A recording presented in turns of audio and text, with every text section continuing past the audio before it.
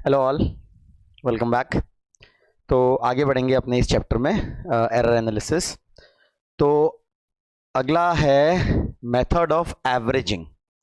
Method of averaging, तो ये एक स्टैंडर्ड प्रोसीजर है जिससे हम एक्सपेरिमेंट्स के थ्रू जो वैल्यूज हमको मिली हैं, जो एक्सपेरिमेंटल डेटा हमको मिला है, उसके बेसिस पे हमको फाइनल क्या वैल्यू रिपोर्ट करनी होती है, ये हम निकालना सीखेंगे।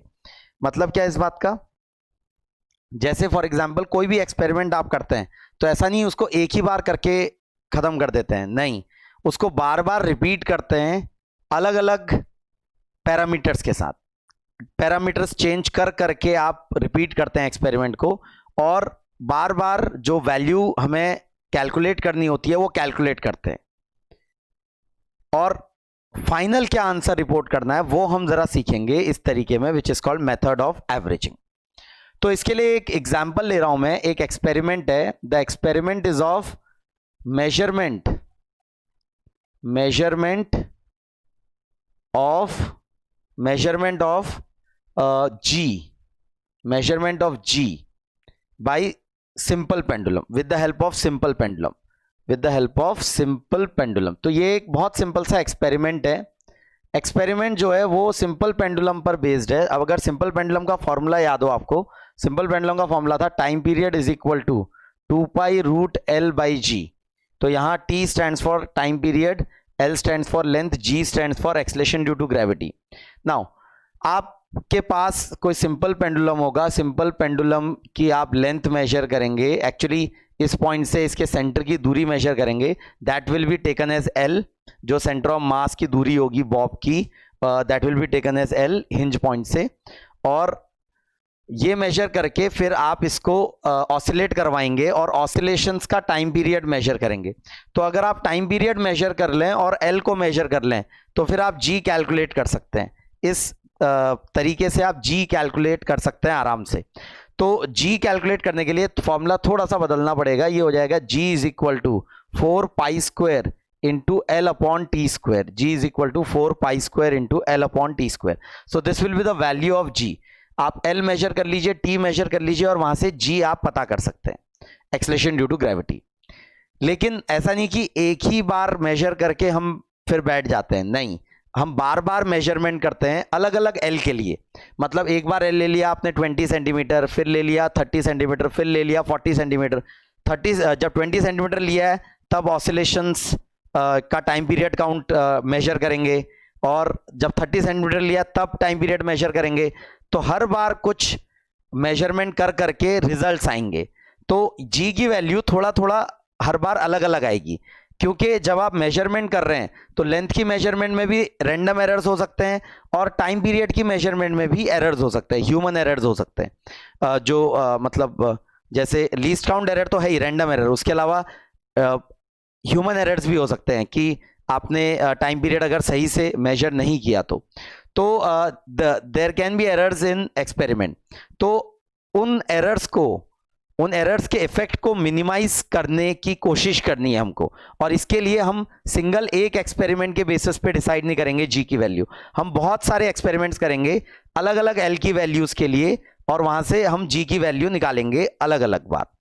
तो जैसे 5 बार, 6 बार, 10 बार आप एक्सपेरिमेंट कर सकते हैं, और फिर G की कुछ वैल्यूज आ जाएंगी आपके पास, हर एक्सपेरिमेंट की कुछ वैल्यू आएगी। तो यहां पर हमें सीखना है मेथड ऑफ एवरेजिंग में कि how do we report the most accurate value of G। हम कैसे G की वैल्यू रिपोर्ट करेंगे कि कौन सी वैल्यू सही है, क्योंकि हर एक्सपेरिमेंट में थोड़ा बहुत अलग अलग वैल्यू आ सकती है जब भी आप एक्सपेरिमेंट करेंगे।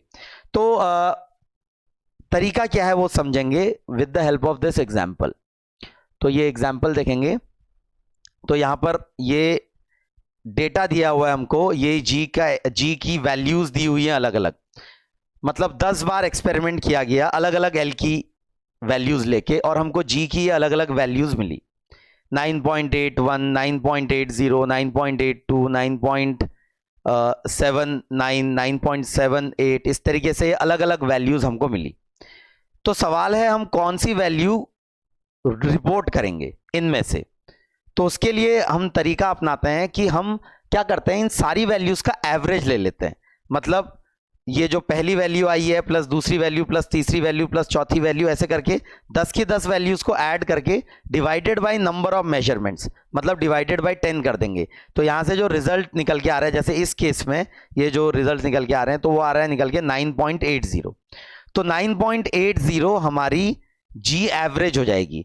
अब हम एज्यूम करेंगे कि जो एवरेज वैल्यू आई है यही हमारी ट्रू वैल्यू है। वैसे हमको पता नहीं है कि क्या ये ट्रू वैल्यू है, हो सकता है ट्रू वैल्यू कुछ और हो, बट ये एक तरीके से is the best approximate of true value. मतलब एक सिंगल वैल्यू को ट्रू वैल्यू बोलने से ज्यादा बेटर है आप इन 10 वैल्यू के एवरेजेस को ट्रू वैल्यू बोलिए। तो ये हम ट्रू वैल्यू एज्यूम करेंगे, ये जो निकल के आई है 9.80। नाउ तो 9.80 हमारा आंसर रिपोर्ट होगा जी का। लेकिन उसके अलावा हम एरर क्या रिपोर्ट करेंगे, that is very very important. तो अब पहले एक्सपेरिमेंट में वैल्यू आई थी 9.81 और एवरेज वैल्यू आई है 9.80। इस एवरेज वैल्यू को ही हम ट्रू वैल्यू एज्यूम कर रहे हैं। तो जो एरर हो जाएगा delta G1, it will be mod of G average minus G1। तो इन दोनों के बीच का जो डिफरेंस है विच इज कमिंग 0.01, फिर ऐसे करके दूसरी वैल्यू में, फिर तीसरी वैल्यू में, चौथी वैल्यू में। तो ये आपको ये जो दूसरी टेबल में बनाए हुए हैं ये एब्सोल्यूट एरर्स की वैल्यू दी हुई है हर एक्सपेरिमेंट में। अब फाइनल एब्सोल्यूट एरर क्या रिपोर्ट करेंगे, तो हम इन 10 की 10 वैल्यूज का भी एवरेज लेंगे। ये जो एब्सोल्यूट एरर निकल के आए हैं तो ये इनका एवरेज लेना, मतलब इन सबको ऐड करके डिवाइडेड बाय 10 कर देना, जितनी भी नंबर ऑफ एक्सपेरिमेंट्स हैं, नंबर ऑफ वैल्यूज हैं जितनी।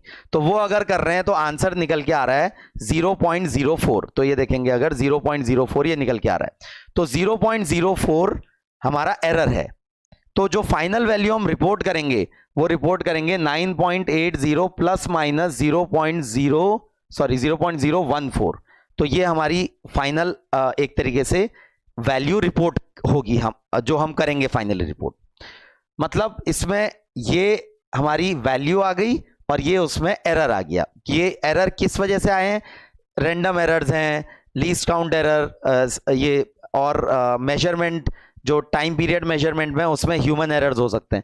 तो इन सब एरर्स इनको इस तरीके से कैलकुलेट किया जाता है और ये हमारा फाइनल आंसर हम रिपोर्ट करेंगे।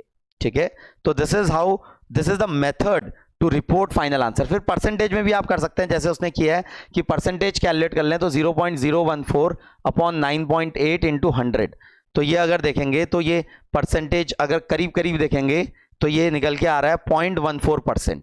तो अप्रॉक्सीमेटली 0.14% के अराउंड निकल के आ रहा है। तो मतलब जो ये रिजल्ट होगा दैट विल बी 0.1।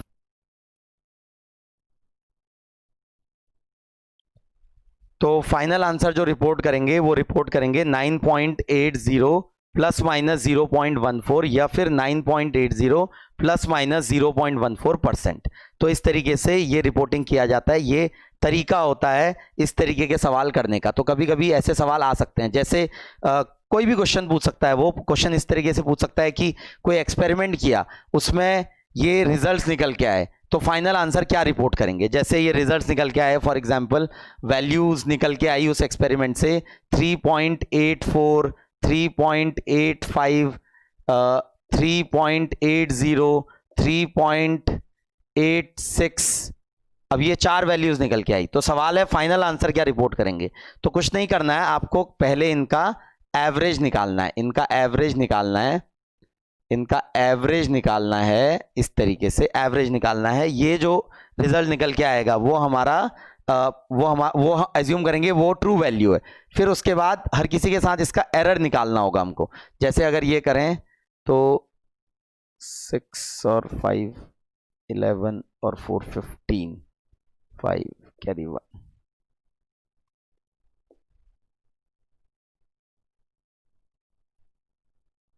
हाँ अपॉन 4। तो ये आ जाएगा 3 पॉइंट, नहीं एक मिनट,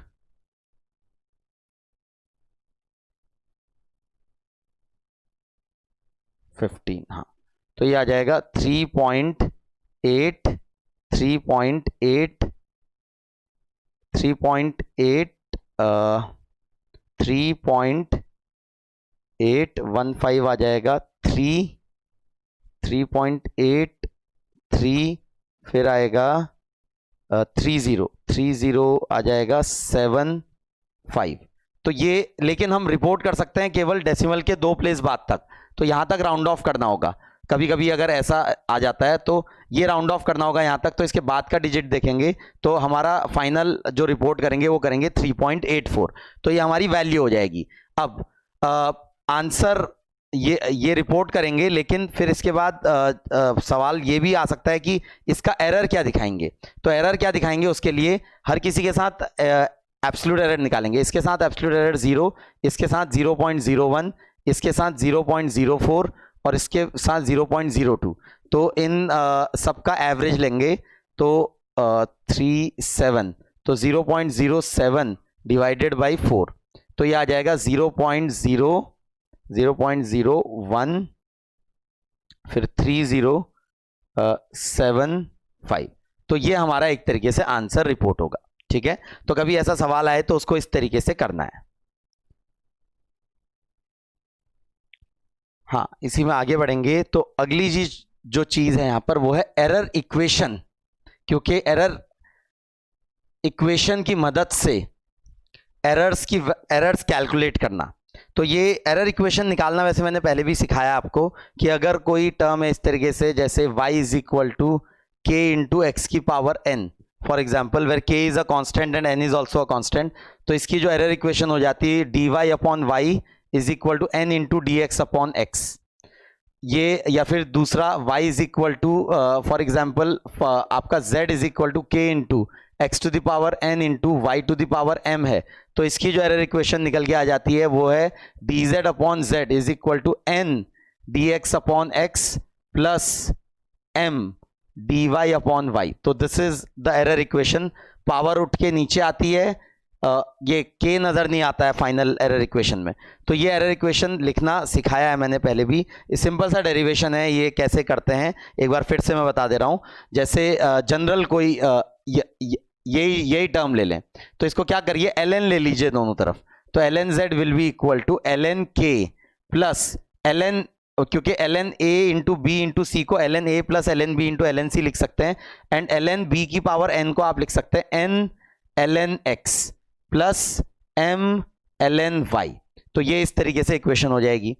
अब इस इक्वेशन को डिफरेंशिएट कर दीजिए, किसके रिस्पेक्ट में, किसी के भी रिस्पेक्ट में, तो ये डिफरेंशिएट होगा 1 upon z into D Z, L N Z का derivative 1 upon Z into D Z by D T is equal to L N K का डेरिवेटिव 0, कांस्टेंट का डेरिवेटिव 0 हो जाएगा, प्लस n मल्टीप्लाई हो रहा है तो n कांस्टेंट है, ऐसे ही बचेगा, एल एन एक्स का derivative 1 upon X into D X by D T plus m constant है into 1 upon Y into D Y by D T.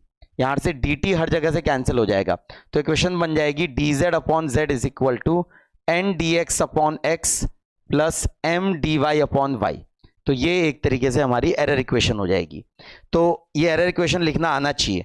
अब जैसे फॉर एग्जांपल कोई भी क्वांटिटी में एरर आपको पता है, तो उससे रिलेटेड जो दूसरी क्वांटिटी है, 2-3 क्वांटिटीज आपने मेजर करी और उसमें एरर्स आपको पता है, तो उससे रिलेटेड कोई तीसरी क्वांटिटी है, तो फिर आप उसमें एरर पता कर सकते हैं with the help of error equation. तो एरर्स 2 टाइप के होते हैं, जैसे पिछली क्लास में भी मैंने बात की थी, one is systematic error and one is random error. तो अगर ज्यादातर बार जो बात होगी रैंडम एरर की बात होगी, लीस्ट काउंट एरर की बात होगी। तो अगर लीस्ट काउंट एरर की बात हो रही है तो उसमें प्लस माइनस का सिंबल आता है, ये हमने पिछली बार भी बात की थी। तो जैसे for example y is equal to या z is equal to x upon y, ये कोई इक्वेशन है for example where x and y are some physical quantities and z is the physical quantity which we are calculating with the help of x and y। x और y measure किए गए कि x की कुछ value होगी, y की कुछ value होगी। तो x की वैल्यू है x plus minus delta x और y की वैल्यू है y plus minus delta y। तो कुछ एरर है x में और कुछ एरर है y में, तो इसके अकॉर्डिंग हमें z में एरर पता करना है। तो z में अगर एरर पता करना है तो इस इक्वेशन को, इसकी एरर इक्वेशन निकालेंगे, तो ये हो जाएगा dz upon z is equal to dx upon x और y डिनोमिनेटर में है तो उसकी पावर -1 है, तो ये हो जाएगा माइनस dy अपॉन वाई। लेकिन लेकिन लेकिन क्योंकि यहां रैंडम एरर्स की बात हो रही है, तो अगर ये माइनस साइन आपने यहां रखा तो dy पॉजिटिव है या नेगेटिव है, ये dy या डेल्टा y कभी पॉजिटिव या नेगेटिव हमें पता नहीं है, मतलब वो पॉजिटिव नेगेटिव कुछ भी हो सकता है क्योंकि रैंडम एरर है वो। तो अगर फॉर एग्जाम्पल आपने यहां माइनस साइन रखा तो इसका यह मतलब होगा कि अगर dx और x dx अपॉन x का मैग्नीट्यूड dy अपॉन y के बराबर है तो फिर dz अपॉन z 0 हो जाएगा, विच इज नॉट पॉसिबल। मतलब x में भी एरर आया, y में भी एरर आया, रैंडम एरर आया, तो क्या z में रैंडम एरर गायब हो जाएगा? दिस इज नॉट पॉसिबल, बल्कि z का रैंडम एरर और ज्यादा होना चाहिए x और y के रैंडम एरर से। तो यहां पर अगर रैंडम एरर्स की बात होती है, ये जो मैंने ये माइनस साइन आया है ये बिल्कुल सही है अपनी जगह, लेकिन अगर रैंडम एरर्स की बात होती है तो जहां पर भी माइनस साइन दिखेगा एरर इक्वेशन में, मैं उसको पॉजिटिव साइन में कन्वर्ट कर दूंगा। We will convert that into positive sign. तो रैंडम एरर्स की जब भी बात आती है, अगर केवल चेंज की बात है, मतलब इंक्रीज या डिक्रीज की बात है केवल, या फिर केवल सिस्टमेटिक एरर की बात है, उस केस में जहां माइनस है वहां माइनस रहने दीजिए, जहां प्लस है वहां प्लस रहने दीजिए। लेकिन अगर रैंडम एरर की बात है तो माइनस अगर आता भी है इक्वेशन में तो हम उसे प्लस में कन्वर्ट कर देंगे। ठीक है, जैसे ये क्वेश्चन देखेंगे एक इसी रैंडम एरर पर ही, रैंडम एरर की कैलकुलेशन, परसेंटेज एरर कैलकुलेट करने के क्वेश्चन जो है एरर इक्वेशन की मदद से जो हम करेंगे। क्वेश्चन है in Ohm's law potential drop across the resistance was measured as 5.0 volt. सबसे पहली बात 5.0 वोल्ट का मतलब क्या हुआ? 5.0 वोल्ट का मतलब है 5.0 वोल्ट का मतलब है कि इसमें ये लीस्ट काउंट है इसका डेसिमल के बाद ये जो है, तो ये होगा 5.0 प्लस माइनस 0.1 वोल्ट। ये एक तरीके से V की वैल्यू है।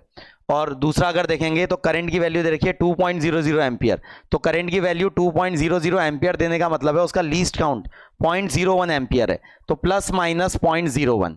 तो यहां पर से अगर देखेंगे हमें कैलकुलेट करना है find the maximum permissible error in resistance, maximum permissible error in resistance. तो वोल्टेज कैलकुलेट कर ली है, एमीटर ये करंट कैलकुलेट कर लिया है, वोल्ट मीटर से ये किया होगा, एमीटर से ये किया होगा, तो आर हमें कैलकुलेट करना है, तो आर होता है V upon I, Ohm's law जो है। तो अगर इसकी एरर इक्वेशन देखें तो ये हो जाएगा delta r upon r is equal to delta V upon V minus delta I upon I. लेकिन हम यहाँ रैंडम एरर्स के बारे में बात कर रहे हैं, तो ये जो माइनस साइन है ये प्लस में हमें कन्वर्ट करना पड़ेगा। तो पहली बात आर की वैल्यू रिपोर्ट क्या करेंगे? आर की वैल्यू रिपोर्ट तो V अपॉन आई करेंगे, तो 5.0 अपॉन 2.00, तो यहां पर आंसर आ रहा है 2.5, लेकिन हम हाँ डेसिमल के नंबर ऑफ सिग्निफिकेंट फिगर्स हमको 2 ही रखने पड़ेंगे, क्योंकि इसमें 2 है इसमें 3 है। डिवीजन के रूल्स अगर याद हो आपको, पिछली क्लास में किया था हमने, तो 2.5 ओम ये रिपोर्ट होगा हमारा आंसर। ठीक है, अब एरर कितना रिपोर्ट करना है हमको, तो उसके लिए हमें एरर कैलकुलेशन करने के लिए एरर इक्वेशन यूज करनी पड़ेगी। तो डेल्टा आर अपॉन आर, तो डेल्टा आर हमें कैलकुलेट करना है, आर की value 2.5, delta v upon v, delta v की जगह इनपुट होगा 0.1 अपॉन वी की जगह 5 plus delta I upon I 0.01 upon 2.00, तो ये इस तरीके से रिपोर्ट होगा। अच्छा, अगर केवल परसेंटेज में कैलकुलेट करना होता तो ये अगर देखेंगे तो ये आ रहा है 1/50 प्लस 1/200, मतलब 200 अगर एलसीएम लिया तो 4 + 1 5 विच इज 1/40। तो अगर केवल परसेंटेज में बताना होता तो परसेंटेज एरर जो है रेजिस्टेंस में, percentage error in resistance it will be equal to 1/40 into 100, तो ये हो जाएगा 2.5%। परसेंटेज एरर में अगर बात करें, अगर एब्सोल्यूट एरर कैलकुलेट करना है तो हो जाएगा डेल्टा आर अपॉन 2.5, तो डेल्टा आर की वैल्यू आ जाएगी 2.5/40, तो ये डेल्टा आर की वैल्यू एक तरीके से रिपोर्ट होगी, मतलब 0.25/4, सो दिस विल बी 0.0625। तो इतने ओम एब्सोल्यूट डेल्टा आर, मतलब आर जो रिपोर्ट करेंगे 2.5 प्लस माइनस 0.0625 ओम, ये एक तरीके से इस इतनी वैल्यू हम रिपोर्ट करेंगे इसकी। परसेंटेज में रिपोर्ट करना है अगर, तो 2.5 प्लस माइनस 2.5%, ऐसे करके भी रिपोर्ट कर सकते हैं। हाँ, अगला एग्जाम्पल देखेंगे। In Searle's experiment to find Young's modulus. तो सर्ल्स एक्सपेरिमेंट जो है ये एक बड़ा ही इंपॉर्टेंट एक्सपेरिमेंट है, और ये एक्सपेरिमेंट जो है वो हम पढ़ते हैं इलास्टिसिटी में। तो this is a experiment to measure Young's modulus. तो एक्सपेरिमेंट सिंपल सा है, उसका ऑब्वियसली जो सेटअप है वो थोड़ा कॉम्प्लिकेटेड होता है, लेकिन एक्सपेरिमेंट का बेसिक कंसेप्ट सिंपल है कि एक वायर है, हमें इस वायर का यंग्स मॉडुलस पता करना है। तो क्या किया जाता है, इस वायर की कुछ लेंथ होगी, कुछ नेचुरल लेंथ होगी और कुछ क्रॉस सेक्शन एरिया होगा। तो हम फॉर्मूला जो यहां यूज करने वाले हैं वो है Young's modulus is equal to stress upon strain. अब जो ये स्ट्रेस होता है ये होता है लोड अपॉन एरिया, और स्ट्रेन होता है delta L upon l, change in length upon natural length. Delta l को फिलहाल मैं एक्स लिख दे रहा हूं तो फॉर सिंप्लिसिटी। तो अगर मैं एफ एल ए और एक्स पता कर लूं तो वाई पता कर सकता हूं, ठीक है। तो ये पता करने के लिए ये रॉड का वाई, ये वायर का वाई, वायर का यंग्स मॉडुलस पता करने के लिए ये वायर का एरिया या इसका डायमीटर हम मेजर करते हैं with the help of some device, जैसे वर्नियर कैलिपर, स्क्रू गेज, हम पढ़ेंगे कुछ टाइम के बाद। तो ये डी हम मेजर करेंगे डायमीटर, फिर इसका लेंथ मेजर करेंगे कुछ डिवाइस से, स्केल वगैरह से, सिंपल स्केल से इसका लेंथ मेजर करेंगे। फिर इस पर एक लोड हैंग करेंगे। अब ये लोड का कुछ मास होगा, तो ये mg के बराबर ग्रेविटी लगेगी, तो यहां हर जगह इतना ही लोड जनरेट हो जाएगा पूरे वायर में। तो फिर इस वायर में जब इसको हैंग करेंगे, इस वायर को जब यहां से हैंग करेंगे, तो फिर इसमें हैंग करने से पहले और हैंग करने के बाद कुछ लेंथ में इंक्रीज आ जाएगा। तो फॉर एग्जांपल ये चेंज इन लेंथ x है, तो ये एक तरीके से स्ट्रेन डेवलप हो गया। तो ये x भी हम मेजर करेंगे। ऑब्वियसली x बहुत कम होगा, तो उसको मेजर करने के लिए काफी प्रिसाइज इंस्ट्रूमेंट हमें चाहिए होगा। तो ये वाली लेंथ मेजर करने के लिए ज्यादा प्रिसाइज नहीं चाहिए, उसका काम स्केल, सिंपल स्केल से हो जाएगा। लेकिन ये x मेजर करने के लिए बहुत प्रिसाइज इंस्ट्रूमेंट चाहिए, क्योंकि बहुत छोटी वैल्यू है ये। तो ये मेजर करेंगे और फिर इस फॉर्मूले का यूज करेंगे हम। तो F हो जाएगा mg, लोड हो गया mg, एरिया हो जाएगा पाई डी स्क्वायर बाई 4, x हो गया चेंज इन लेंथ और L हो गया नेचुरल लेंथ। तो यहां पर देखेंगे तो ये पाई, g और 4 ये तीनों कांस्टेंट है, तो इसकी जो एरर इक्वेशन बनेगी तो delta y upon y will be equal to delta m upon m plus delta L upon L minus 2 delta d upon d minus delta x upon x. तो ये हमारी एरर इक्वेशन बनेगी। लेकिन जैसे कि इस क्वेश्चन में आप देख रहे हैं, यहां पर रैंडम एरर्स की बात हो रही है, लीस्ट काउंट एरर्स की बात हो रही है, तो इसलिए ये माइनस सिंबल जो है वो प्लस में हमें कन्वर्ट करने पड़ेंगे, ठीक है। नाउ अब जो वैल्यूज दी हुई हैं उन वैल्यूज की मदद से हमको यहां निकालना है find the maximum permissible error in Young's modulus. Percentage error हमें निकालना है कि यंग्स मॉडुलस का मैक्सिमम परसेंटेज एरर कितना हो सकता है। तो उसके लिए हमें delta M upon M, delta L upon L, 2 delta D upon D और and delta x upon X calculate करना होगा। तो यहां पर अगर देखेंगे तो यहां पर जो डायमीटर है उसकी वैल्यू दे रखी है 0.050। इसका मीनिंग क्या है? तो इसका मीनिंग यह है कि डायमीटर की वैल्यू दे रखी है 0.050। इसका मतलब उसका लीस्ट काउंट जो है 0.050 सेंटीमीटर, तो इसका मतलब इसका लीस्ट काउंट जो है वो 0.001 सेंटीमीटर है, ये लीस्ट काउंट है इसका। और यही हमारा रैंडम एरर भी होगा इसमें, ये एज्यूम करेंगे। दूसरी बात, लेंथ की वैल्यू दे रखी है 125 सेंटीमीटर, तो ये हो जाएगा इसमें अगर देखेंगे इसके बाद डेसिमल नहीं लगा रखा है, तो इसका मतलब ये सेंटीमीटर स्केल से मेजर किया गया है, तो इसका लीस्ट काउंट 1 सेंटीमीटर हम एज्यूम करेंगे। तीसरी चीज जो दी हुई है वो दी हुई है मास दिया हुआ है 20.0 kg, तो ये डेसिमल के बाद एक प्लेस तक दिखा रखा है उसने, इसका मतलब हम एज्यूम करेंगे इसका लीस्ट काउंट 0.1 kg है। और फाइनली जो लास्ट वैल्यू है वो है एक्सटेंशन विच इज x, तो x की वैल्यू दे रखी है 0.100 सेंटीमीटर। ये जीरोस का मतलब है, इसका ये मतलब है ये डेसिमल के बाद 2-3 प्लेसेस तक ये वैल्यू देगा, इसका मतलब इसका लीस्ट काउंट हम एज्यूम करेंगे 0.001 सेंटीमीटर, तो ये इसका लीस्ट काउंट होगा।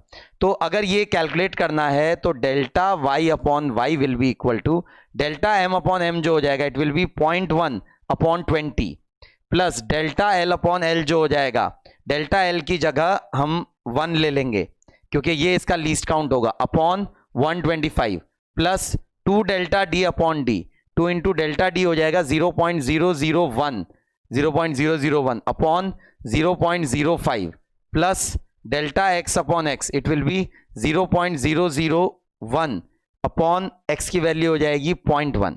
तो ये इस तरीके से हम कैलकुलेट कर सकते हैं। अब परसेंटेज में अगर निकालना है तो इस पूरी वैल्यू को मल्टीप्लाइड बाय 100 करना पड़ेगा, तब हमें आंसर परसेंटेज में मिलेगा।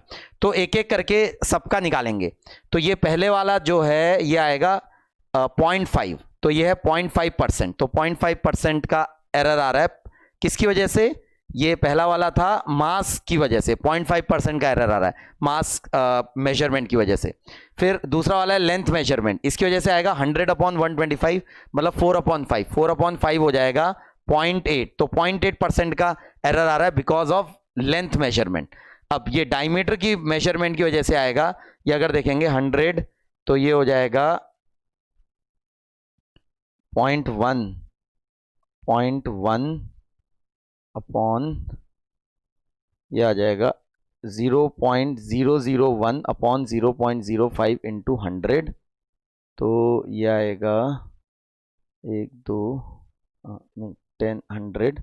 2.1 तो ये गया 10/5 इंटू 2 मतलब 4, तो 2 इंटू 2 मतलब 4%। तो 4% का ये जो एरर आ रहा है ये आ रहा है because of measurement in diameter. तो डायमीटर को बड़े ध्यान से मेजर करना चाहिए हमको, डायमीटर की वजह से सबसे ज्यादा एरर आ रहा है अगर आप देखेंगे डायमीटर के मेजरमेंट की वजह से। प्लस 0.001/0 इंटू 100 करेंगे तो ये आ जाएगा करीब 1%, हाँ 1%, तो इसकी वजह से आ रहा है 1% का एरर। तो ये फिर सारे एरर्स को आप ऐड कर सकते हैं, सारे एरर्स को ऐड कर सकते हैं और हाँ तो 4 + 1 5 और 5 + 1.3 मतलब ये आ जाएगा 6.3%। तो टोटल एरर 6.3% की है और उसमें सबसे ज़्यादा कंट्रीब्यूशन जो है वो डायमीटर के मेजरमेंट की वजह से सबसे ज़्यादा एरर हमारे यंग्स मॉडुलस में आएगा। ठीक है, तो इससे ये पता चलता है हमें कि डायमीटर को सबसे ध्यान से हमें मेजर करना चाहिए। ठीक है, हाँ आगे बढ़ते हैं। तो ये एक बड़ा ही स्टैंडर्ड क्वेश्चन है, देखेंगे जो एरर इक्वेशन में आ सकता है कभी, और इसमें बहुत सारे स्टूडेंट्स कंफ्यूज भी होते हैं। तो क्वेश्चन है, in UV method the focus distance of concave mirror if object distance was found to be 10 centimeter and image distance was found to be 40.0 centimeter, then maximum permissible error in F due to error in U and V measurement। अब ये UV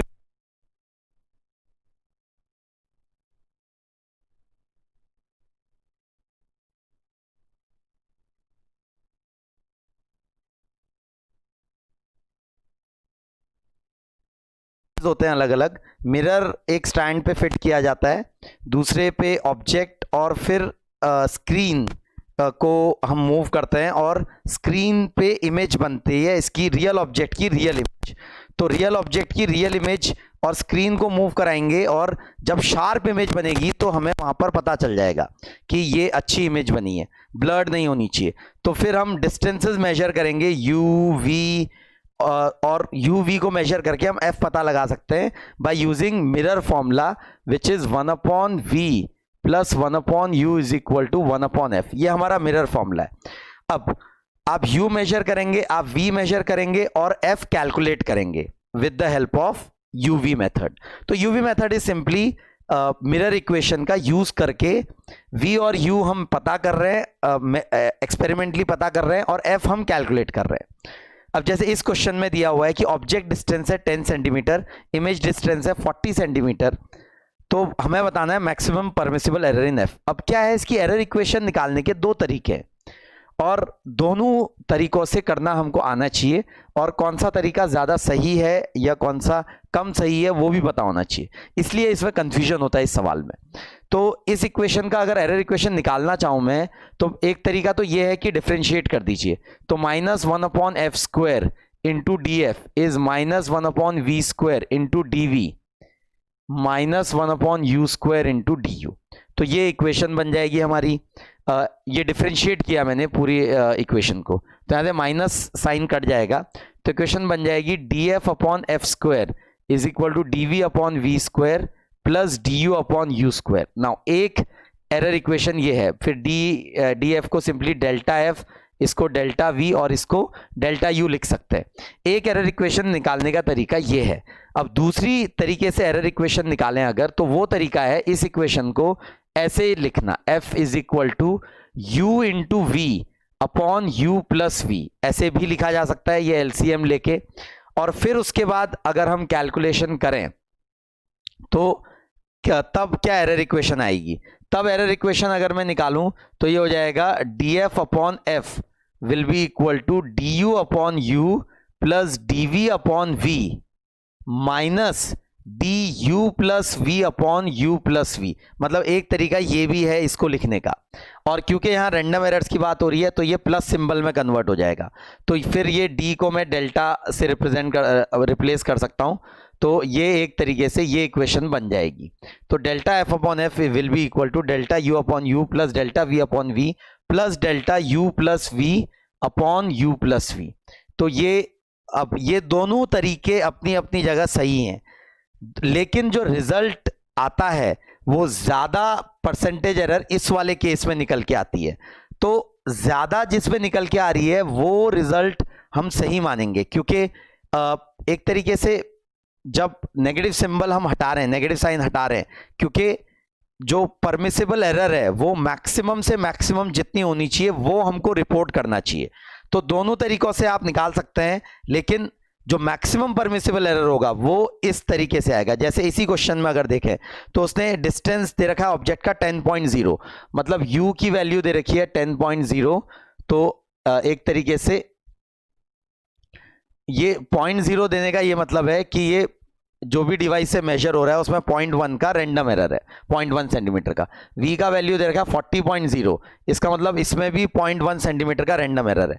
तो delta u और delta v की value हमको पता चल गई यहाँ से। तो पहले f की वैल्यू भी कैलकुलेट करके रख लें। f की वैल्यू कैलकुलेट करने के लिए सिंपली 1/f, एक्चुअली ये नेगेटिव है, मतलब u की वैल्यू और v की वैल्यू दोनों नेगेटिव्स है, मतलब जो साइन कन्वेंशन हम लेते हैं वहाँ। तो 1/-40 प्लस 1/-10, तो ये आ जाएगा -40। अगर एलसीएम लिया तो 1 + 4, तो ये आ जाएगा -1/8। तो फोकल लेंथ की वैल्यू आ रही है 8, लेकिन हमें मैग्नीट्यूड से मतलब है यहाँ फिलहाल।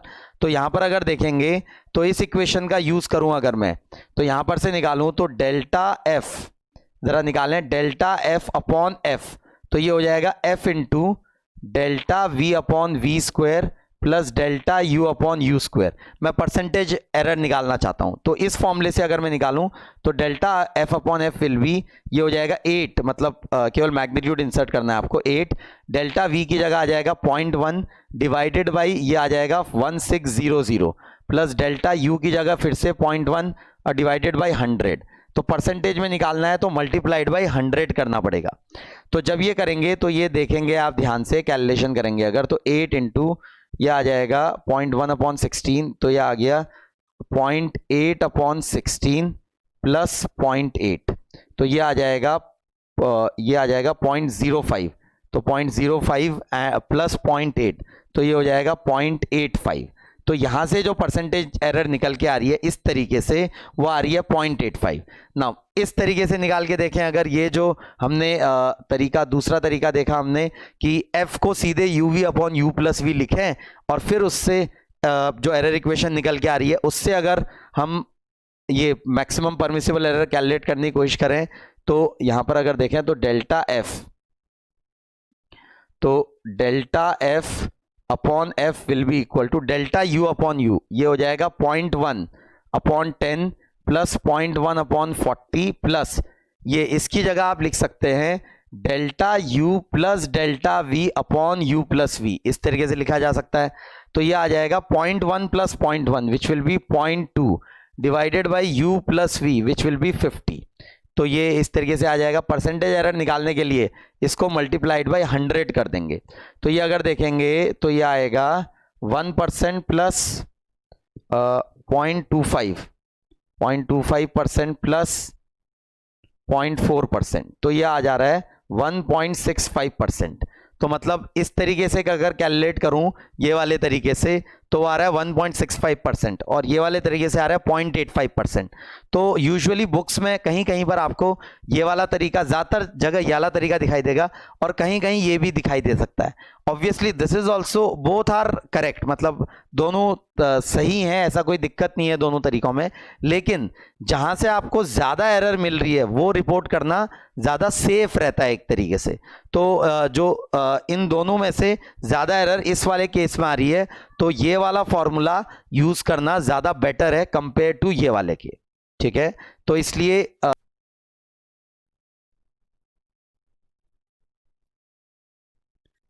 हाँ, अगला क्वेश्चन ये देखेंगे।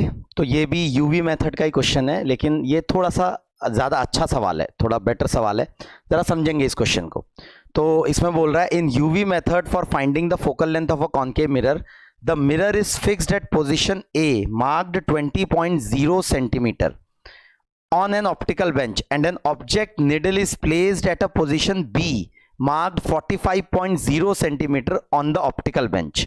For no parallax between object and the needle, between object needle and image needle, the image needle at position C 57.5 centimeter on optical bench. The percentage error in measurement of the focal length of the mirror is, देखेंगे, अच्छा सवाल है। तो question इससे optical bench को भी समझेंगे हम अच्छे से। तो ऑप्टिकल बेंच में ये एक्सपेरिमेंट किए जाते हैं सारे। तो ऑप्टिकल बेंच में कहीं पे आप मिरर को प्लेस करेंगे, मिरर को एक्चुअली स्टैंड वगैरह होता है पूरा यहाँ, तो लेकिन मैं वो पूरा सेटअप नहीं दिखा रहा हूँ, ये केवल इस तरीके से ऐसे मिरर को सेट करेंगे कहीं पे। और फिर ये हमारा कॉन्केव मिरर सेट हो गया और फिर यहाँ कहीं पे ऑब्जेक्ट और यहाँ कहीं कुछ इमेज बनेगी, इसकी रियल इमेज बनेगी। इमेज हम स्क्रीन पे बनाते हैं, स्क्रीन पे शार्प इमेज, क्योंकि रियल इमेज है स्क्रीन पे ही बन सकती है तभी हमको दिख पाएगी। तो शार्प इमेज हम बनवाते हैं स्क्रीन पे। तो यहाँ पर अब पिछले क्वेश्चन में और इस क्वेश्चन में थोड़ा सा अंतर है। पिछले वाले में क्या था कि केवल u और v दिया हुआ था, यहाँ पर कुछ और दिया हुआ है। बोल रहा है mirror is fixed at the position है mark 20 centimetre on optical bench. अब यहाँ से ये ऑप्टिकल बेंच स्टार्ट होगी, मतलब यहाँ 0 है ऑप्टिकल बेंच का, इसमें मार्किंग होंगी पूरे ऑप्टिकल बेंच में कि ये पोजीशन कितनी दूरी पे है स्टार्टिंग पोजीशन से। तो बोल रहा है this is marked at 20 centimetre, बल्कि उसने दिया है 20.0 सेंटीमीटर। वो 0 लगाने का मतलब है कि लीस्ट काउंट इसका 0.1 सेंटीमीटर है। फिर दूसरी बात उसने बोली है कि object needle is marked at 45.0 centimetre. तो 45.0 सेंटीमीटर पे ये ऑब्जेक्ट निडल है। तो जो भी हमारा रेफरेंस है वहां से ये डिस्टेंसेस दे रखे हैं और इमेज निडल दे रखी है 57.5 सेंटीमीटर पे, ये इमेज दे रखी है। नो पैरेलैक्स के लिए एक तरीके से ये होता है कि ये इमेज जो है अच्छे से फॉर्म हो जाए, मतलब शार्पली फॉर्म हो जाए। तो अब हमें क्या पता लगाना है यहाँ, then the percentage error in measurement of focal length of the mirror. तो फॉर्मूला तो वही है हमारे पास कि 1/v plus 1/u is equal to 1/f। अब सवाल है यहाँ पर v कितना होगा और u कितना होगा। तो u की वैल्यू पिछले सवाल में सीधे दी थी, जैसे यहाँ पर u जो होगा वो होगा 45 माइनस 20। तो u एक तरीके से हो जाएगा XO माइनस XM, एक तरीके से ये हो जाएगा, और V हो जाएगा XI माइनस XM, मतलब ये V का मैग्नीट्यूड हो जाएगा। साइन हम डाल सकते हैं वो अलग से, वो कोई दिक्कत नहीं है। अब तो U की वैल्यू जो हो जाएगी वो हो जाएगी 45.0 माइनस 20.0 विच इज 15.0 सेंटीमीटर। अब सवाल है U की मेजरमेंट में एरर कितना लिखूंगा मैं, प्लस माइनस कितना। अब ये जो था X0, ये मतलब XO जो था वो था 45.0 प्लस माइनस 0.1 सेंटीमीटर, और XM जो था वो था 20.0 प्लस माइनस 0.1 सेंटीमीटर। तो ये सॉरी 25 आएगा। तो इन दोनों का सब्ट्रैक्शन तो 25.0 आएगा, लेकिन सवाल इंपॉर्टेंट यहां ये है कि एरर कितना है u में। तो इस बार क्या है, u डायरेक्टली नहीं दिया हुआ है, मतलब u आप सीधे सीधे मेजर नहीं कर रहे हैं, आप दो वैल्यूज को मेजर करके u कैलकुलेट कर रहे हैं। तो यहां पर जो इस इक्वेशन की एरर इक्वेशन हो जाएगी delta u will be equal to delta xo plus delta xm। ये सबसे ज़्यादा इंपॉर्टेंट बात है यहाँ, तो ये सीखेंगे इस सवाल से हम।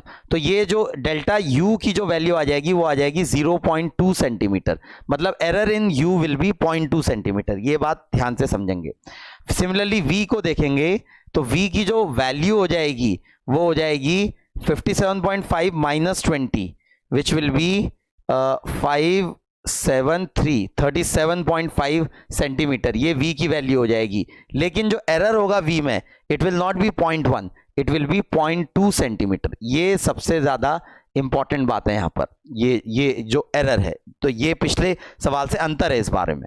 तो फिर एरर इक्वेशन की मदद से हम ये निकालेंगे। इसकी एरर इक्वेशन बनेगी तो जो फॉर्मूला यूज करेंगे हम कि f is equal to U V upon you plus V, तो delta f upon F will be equal to delta u upon you plus delta v upon v plus delta u plus v upon u plus v। तो ये इस तरीके से equation बनेगी, error equation, इसकी complete जो error equation बनेगी। तो डेल्टा f अपॉन एफ, तो डेल्टा f अगर देखेंगे, ये हमें कैलकुलेट करना है, तो डेल्टा u की जगह इस बार 0.1 नहीं रखेंगे, 0.2 रखेंगे, अपॉन u की जगह रखेंगे 25, प्लस डेल्टा v की जगह रखेंगे ये भी 0.2 upon 37.5, plus delta u plus delta v की जगह आ जाएगा 0.4 अपॉन u प्लस v की जगह आ जाएगा 37.5 प्लस 25 विच विल बी 62.5, हाँ 62.5। तो ये आ जाएगा, इसको 100 से मल्टीप्लाई करेंगे तो वो हमारा परसेंटेज एरर आएगा, सही परसेंटेज एरर आएगा। अगर थोड़ा कैलकुलेट करें तो ये 4 ये आ रहा है 0.8, यहाँ से आ रहा है, फिर 100 थोड़ा कैलकुलेशन करनी पड़ेगी, 100 अपॉन 37.5 ये करीब करीब 3 आएगा, 3 से थोड़ा सा छोटा आएगा, 33.5, 33 होता तो 3.3 आता, तो 3 के अराउंड आएगा ये करीब। तो 3 इंटू ये 0.6 आ जाएगा, प्लस ये आ जाएगा करीब करीब 100 अपॉन 62.5, तो 66 से होता तो 3/2 होता। तो अगर देखें तो ये अप्रॉक्सीमेटली कितना आएगा, 100 अपॉन 63 के अराउंड है करीब ये, तो ये आ जाएगा करीब करीब, हाँ एग्जैक्ट आ रहा है बल्कि 1.6 इंटू 0.4, 1.6 इंटू 0.4 ये आ जा रहा है 0.64, और ये भी अगर देखें तो 100 अपॉन 37.5, हाँ ये 2.66 आ रहा है, दैट इंटू 0.2, तो दैट विल बी 0.53, ये 0.53 आ रहा है एग्जैक्ट। तो अगर इन सबको ऐड करेंगे 0.53 प्लस 0.64 प्लस 0.8, तो ये आ रहा है करीब 1.97%। तो ये हमारा फाइनल आंसर होगा इस केस में, ठीक है। तो इस तरीके से ये इस सवाल में जो इंपॉर्टेंट बात हम सीख रहे हैं वो ये है कि अगर u का मेजरमेंट इस तरीके से किया गया है कि मिरर की दूरी अलग से मेजर की गई है और ऑब्जेक्ट की दूरी अलग से मेजर की गई है, मिरर के पोल से डायरेक्टली दूरी मेजर नहीं करी है, मतलब एक तरीके से मिरर 0 पे नहीं रखा गया है, तो उस केस में जो एरर आ जाएगा u के मेजरमेंट में वो 0.2 का आ जाएगा, जो क्योंकि delta u will be equal to delta xo plus delta xm, ठीक है। हाँ ये भले ही यहाँ माइनस साइन आया, लेकिन ये डेल्टा की इक्वेशन में प्लस में कन्वर्ट होगा क्योंकि ये सारी बातें रैंडम एरर की हो रही है। हाँ अगला क्वेश्चन देखेंगे इसमें, to find the value of g using simple pendulum, वही जो मैंने एक्सपेरिमेंट बताया आपको पहले कि सिंपल पेंडुलम की मदद से वैल्यू ऑफ g के लिए t की वैल्यू निकल के आ रही है 2.00 सेकेंड एंड l की वैल्यू दी हुई 1.00 metre was measured, estimate maximum permissible error in g and also find value of g। तो सिंपली यहां पर अगर देखेंगे तो फॉर्मूला जो यूज होना है वो है time period is equal to 2π√L/g, तो g will be equal to 4π² into L upon T square. ये इक्वेशन होगी हमारी, जो एरर इक्वेशन हो जाएगी वो हो जाएगी delta g upon g is equal to delta L upon L plus 2 delta t upon t. वैसे तो माइनस आएगा, लेकिन क्योंकि रैंडम एरर की बात हो रही है तो ये प्लस में कन्वर्ट हो जाएगा। तो पहले जी की वैल्यू कैलकुलेट कर लें। तो जी की जो वैल्यू हमें रिपोर्ट करनी होगी 4, पाई स्क्वायर को 10 लेने को बोला उसने क्वेश्चन में, इंटू एल। एल की वैल्यू दी हुई है उसने 1.00 divided by T square. T की वैल्यू दी है 2.00, तो 2.00 into 2.00। Number of significant figures 3, 3 and 3। तो फाइनल आंसर में भी 3 सिग्निफिकेंट फिगर रिपोर्ट होनी चाहिए। तो ये अगर देखेंगे तो ये आ रहा है 10.0। तो जो फाइनल आंसर रिपोर्ट होगा वो होना चाहिए 10.0, क्योंकि फाइनल आंसर में 3 ही सिग्निफिकेंट फिगर्स आ सकते हैं। ये मल्टीप्लिकेशन और डिवीजन के रूल्स में कि ये क्वांटिटी और ये क्वांटिटी, तीनों में 3 सिग्निफिकेंट फिगर हैं, तो फाइनल आंसर में भी 3 ही सिग्निफिकेंट फिगर होने चाहिए। नाउ अगली बात, इसमें अगर परसेंटेज एरर कैलकुलेट करना है तो उसके लिए एरर इक्वेशन, तो delta g upon g is equal to delta l. अब एल की वैल्यू जो दी है 1.00, 1.00 मीटर देने का मतलब ये जो जीरो है, मतलब यहां तक आप मेजर कर सकते हैं, तो लीस्ट काउंट हो गया 0.01। तो 0.01 अपॉन 1 प्लस 2 इंटू जो टाइम की वैल्यू दे रखी है वो दे रखी है 2.00, तो ये हो जाएगा 0.01 अपॉन 2। तो ये अगर देखेंगे तो ये निकल के आ रहा है 0.02। तो डेल्टा जी अपॉन जी अगर परसेंटेज में निकालना है तो इंटू 100 मतलब 2%। तो एक तरीके से परसेंटेज में कैलकुलेट करना है तो 2%, और अगर वैल्यू बतानी है हमको तो फिर delta g will be equal to 0.02 into 10, तो मतलब 0.2। तो जो फाइनल वैल्यू हम रिपोर्ट करेंगे वो रिपोर्ट करेंगे जी प्लस माइनस डेल्टा जी। तो रिपोर्ट करेंगे 10.0, जी की वैल्यू जो रिपोर्ट करेंगे 10.0 प्लस माइनस 0.2 मीटर पर सेकेंड स्क्वायर। ये हमारी फाइनल वैल्यू एक तरीके से इस तरीके से रिपोर्ट करेंगे। ठीक है, हाँ आगे बढ़ेंगे। तो अगला हमारा डिवाइस है, ये हमारा एक मेजरमेंट डिवाइस है जिसके बारे में हमने थोड़ी बहुत बात पहले भी की है, नाम पहले भी आया है, लेकिन अब इसको समझना स्टार्ट करेंगे। और डिवाइस का नाम है स्क्रू गेज। स्क्रू गेज, तो स्क्रू गेज जरा इसको समझेंगे। It is a very very important device which is used for measuring very small dimensions, very मतलब छोटी डायमेंशंस, और it is very precise device, काफ़ी प्रिसाइज डिवाइस होता है। और कैसे हम इससे मेजरमेंट करते हैं और क्या इसका पूरा कंसेप्ट है, ज़रा वो यहाँ पर समझने की हम कोशिश करेंगे। तो ये स्क्रू गेज मैंने यहाँ आपको ये डायग्राम में दिखा रखा है।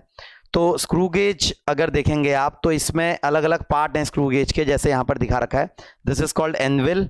ये बीच में ये जो स्फीयर डाला हुआ है, ये इसका हम डायमीटर मेजर कर रहे हैं। This is the object of whose diameter we are measuring with the help of screw gauge. ये जो ब्लैक कलर का दिख रहा है, this is simply the object जिसका हम डायमीटर मेजर कर रहे हैं। फिर ये यहाँ पर ये स्पिंडल है, जो कि आगे पीछे हो सकता है स्पिंडल।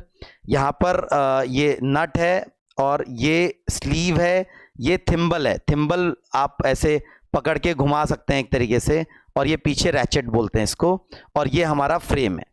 नाउ अगर देखें यहाँ पर तो काम कैसे करता है ये हमें समझना है यहाँ।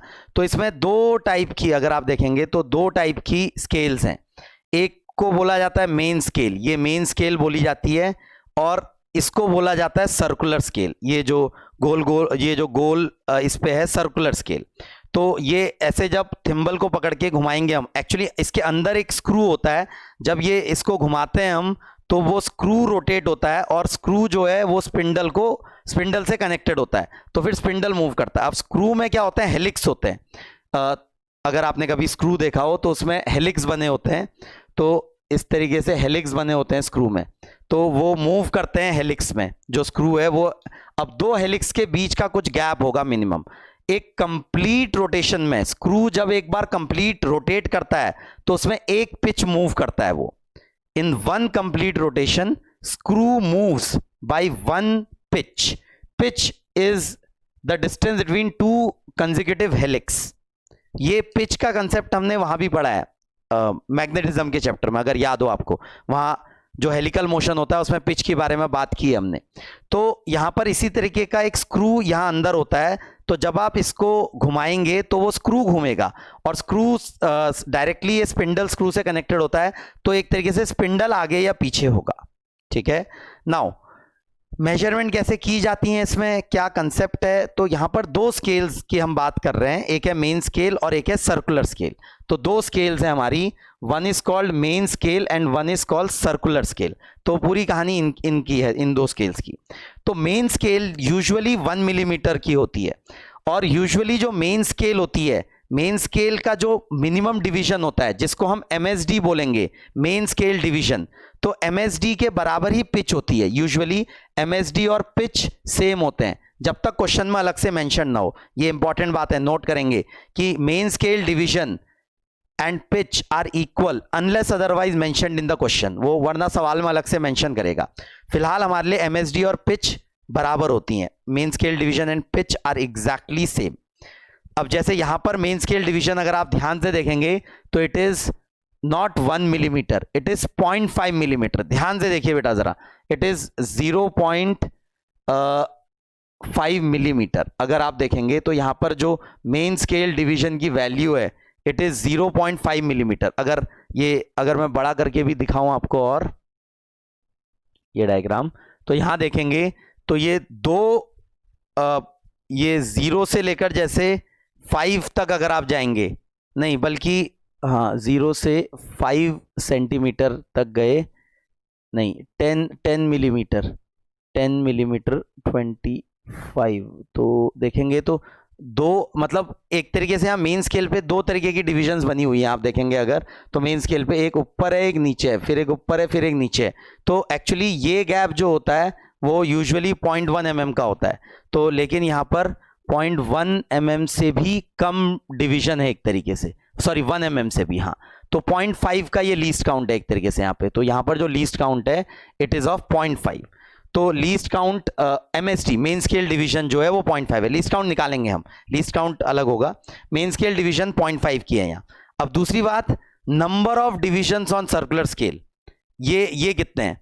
अब number of divisions on circular scale, अब जैसे यहां पर देखेंगे अगर आप ध्यान से, तो 0 से लेकर 50 तक, मतलब 0 से वो 45 दिखा रहा है, 0, 5 और नीचे 45 दिख रहा है, तो मतलब total number of divisions on circular scale in this case is 50। मतलब एक कंप्लीट रोटेशन में 50 सर्कुलर स्केल्स घूम जा रही हैं एक तरीके से। सर्कुलर स्केल्स में कितनी डिवीजन घूम जा रही हैं, एक कंप्लीट रोटेशन में 50 सर्कुलर स्केल। तो अगर आप इतना हल्का सा हिलाएंगे कि एक ही सर्कुलर डिवीजन घूमे, मतलब अभी 0 पे है, फिर 0 से पहली सर्कुलर डिवीजन पे जाए, फिर दूसरी पे जाए, फिर तीसरी पे जाए, तो अगर आप ये देखेंगे ध्यान से, यहां पर क्या हो रहा है, यहां पर जब ये पूरा एक रोटेशन करेगा तो वो 0.5 मिलीमीटर रोटेट करेगा, 0.5 मिलीमीटर घूमेगा एक रोटेशन में, एक कंप्लीट रोटेशन में। लेकिन अगर हल्का सा घुमाओ मैं, इतना हल्का सा कि सर्कुलर स्केल की केवल एक ही डिवीजन आगे बढ़े, तो उस केस में ये कितना मूव किया होगा, तो उस केस में ये मूव किया होगा, बहुत ही कम मूव किया होगा। तो उस केस में मूव किया होगा जितना ये एक कंप्लीट रोटेशन में मूव करता है दैट डिवाइडेड बाय 50, क्योंकि कंप्लीट रोटेशन में ये इतने डिविजन्स मूव कर जा रहा है, इतने सर्कुलर डिविजन्स मूव कर जा रहा है। तो एक तरीके से 50 सर्कुलर डिविजन्स में वो 0.5 mm मूव कर रहा है एक तरीके से। तो एक सर्कुलर डिवीजन में मूव करेगा स्पिंडल 0.5/50, तो ये हो जाएगा 0.01 mm। तो 0.01 mm ये हमारा लीस्ट काउंट हो जाएगा। लीस्ट काउंट होता है the minimum value which can be measured using the device. तो ये डिवाइस मिनिमम इतना मेजर कर सकता है जितना एक सर्कुलर डिवीजन, मतलब ये इसको घुमाने में जब ये फॉर एग्जांपल 40 पे है तो 40 से 41 पे आ जाए, तो 40 से 41 पे आया अगर, तो मतलब एक सर्कुलर डिवीजन घुमा, उससे कम नहीं घुमा सकते आप, मतलब उससे कम एक तरीके से आप मेजर नहीं कर पाएंगे। तो एक सर्कुलर डिवीजन घूमने में ये इतना मूव कर रहा है, तो this is least count of this particular, ये जो दिखा रखा है फिगर में, अलग अलग हो सकते हैं लेकिन इसका लीस्ट काउंट इतना है। तो एक तरीके से जो लीस्ट काउंट होता है स्क्रू गेज का, उसका फॉर्मूला अगर मैं लिखूं तो it is main scale division upon number of divisions on circular scale. तो ये बहुत बहुत इंपॉर्टेंट फॉर्मूला है जो आप नोट करेंगे, least count of screw gauge का फॉर्मूला। तो ये पूरी मतलब एक तरीके से इस तरीके से हम लीस्ट काउंट पता कर सकते हैं। नाउ दूसरी बात, हम मेजरमेंट कैसे करेंगे, तो मेजरमेंट कैसे की जाती है स्क्रू गेज के थ्रू। तो यहां पर दो टाइप की डिविजन्स, मतलब दो टाइप की रीडिंग्स आएंगी, एक आएगी मेन स्केल रीडिंग और एक आएगी सर्कुलर स्केल रीडिंग। तो मेन स्केल रीडिंग का क्या मतलब है और सर्कुलर स्केल रीडिंग का क्या मतलब है। तो मेन स्केल रीडिंग का मतलब है कि जब बिल्कुल हम बंद करेंगे ये स्पिंडल को, ये एनविल से मिलाएंगे, तब जीरो दिखाएगा, वो जीरो दिखाना चाहिए आइडियली, नहीं दिखाएगा तो वो एक अलग एरर की हम बात करेंगे, लेकिन जीरो दिखाना चाहिए उसको। लेकिन अगर वो जीरो फॉर एग्जांपल अच्छा स्क्रू गेज है तो जीरो दिखा रहा है, फिर आप जितना इसको घुमाते जाएंगे उतना ये स्पिंडल पीछे आता जाएगा और उतना ये आपको मेन स्केल्स फिर दिखते जाएंगी। मतलब जीरो के बाद पहला रोटेशन करेंगे तो 0.5 mm आएगा, दूसरा रोटेशन करेंगे तो 1 mm, तीसरा रोटेशन करेंगे तो 1.5 mm, चौथा रोटेशन करेंगे तो 2 mm। तो यहां पर जब आप इसको रोटेट करते जाएंगे और अकॉर्डिंगली आता जाएगा। तो अब जैसे फॉर एग्जांपल आपको 11th डिवीजन दिख रही है, 11th डिवीजन दिख रही है, मतलब 11 इंटू MSD के बराबर ये आपका मूव कर गया है, लेकिन 12th डिवीजन नहीं दिख रही है अभी, 12th डिवीजन विजिबल नहीं है, मतलब यहां पर 12th डिवीजन विजिबल नहीं है। अगर 11th डिवीजन विजिबल है लेकिन 12th विजिबल नहीं है, इसका मतलब 11 रोटेशन हो चुके हैं शुरुआत से, 0 से 11 रोटेशंस हो चुके हैं, लेकिन 12th रोटेशन कंप्लीट नहीं हुआ। अब फिर आपको दिखेगा कि ये जो मेन स्केल का जीरो है, मेन स्केल की जो लाइन है, उससे कोई पर्टिकुलर सर्कुलर स्केल की डिवीजन कोइंसाइड कर रही होगी। तो जो सर्कुलर स्केल की डिवीजन यहां पर कोइंसाइड करेगी वो हम पढ़ सकते हैं अकॉर्डिंगली। जैसे यहां पर अभी ये जैसे 44th कर रही है फॉर एग्जांपल, तो अगर एक होगी आपकी MSR हो जाएगी main scale division multiplied by जो मेन स्केल डिवीजन है, जैसे यहां पर 0.5 mm है, into number of divisions visible in main scale, number of divisions visible in main scale, that will be main scale reading। circular scale reading जो होगी वो होगी जैसे 11 और 12 के बीच में हमारी दिख रहा है, 11 दिख रहा है, 12 नहीं दिख रहा, तो 11 हमारी मेन स्केल, ये n ऑफ मेन स्केल हो जाएगा 11।